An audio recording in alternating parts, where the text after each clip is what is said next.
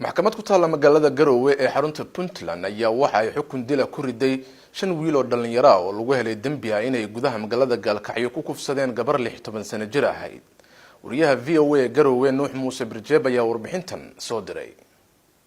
shantan dhalinyaro ee ku eedeysnaa kufsiga ayaa laga soo kala qabtay deegaano kala duwan ay u baxsadeen markii ay geysteen kufsiga. waxaana uu dhacay saacado ka hor xilligii uu dhacay kufsigii loo geystay Caasho isla magaalada Gaalkacyo.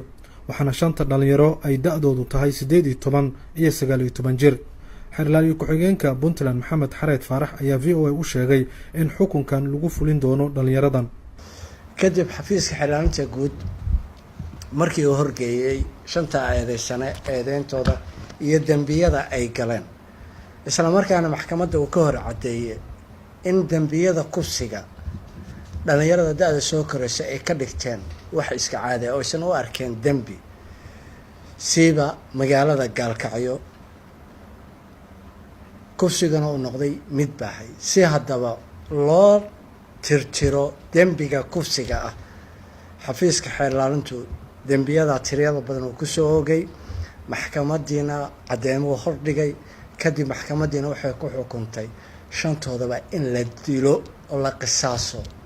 dhalinyaradan ayaa sidoo kale xukunkan ku mutaystay falal kale oo ku lamaanaa kufsiga, waxaana xeerlaalinta ay uga digeen dhalinyarada ku dhaqan Puntland caadeysiga kufsiga. kiisaska kufsiga kaliya lagu eedeyn maayo qofka markuu dambi galo oo kufsi kaliya, hadduu noqdo kufsi wadareed iyo kufsi kaliya. waxaa kaloo jira dambiye kaloo weheliya.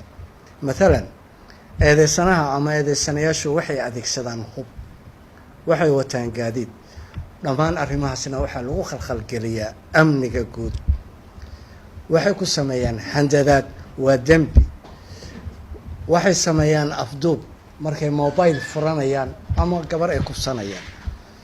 waxaan leeyahay dhalinyarada reer Puntland ee caadeystay kufsiga, kuwan tusaalaha idiin noqda.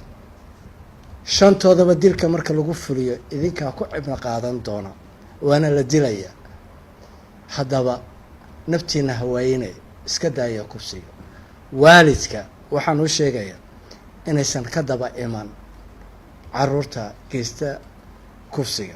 hadday ka daba yimaadaan ayaguna in dil toogashaa lagu xukumi doono.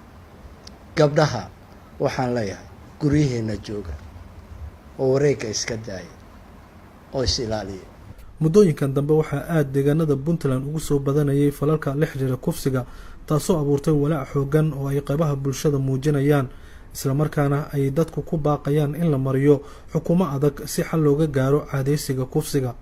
sidoo kale kufsigii iyo dilkii loogu geystay gudaha magaalada Gaalkacyo Caasho Ilyas Aadan ayaa loo qabtay dad la aaminsan yahay in falkaasi ay geysteen, waxaana la filayaa in sidaan oo kale loo marsiiyo sharciga maalmaha inagu soo aadan. waxaana arrinta Caasho ay noqotay dhacdadii ugu xanuunka badneed, isla markaana ugu hadalhaynta badneed deegaanada Puntland iyo guud ahaan deegaanada Soomaalida. Nuux Muuse Birjeeb, VOA Garowe.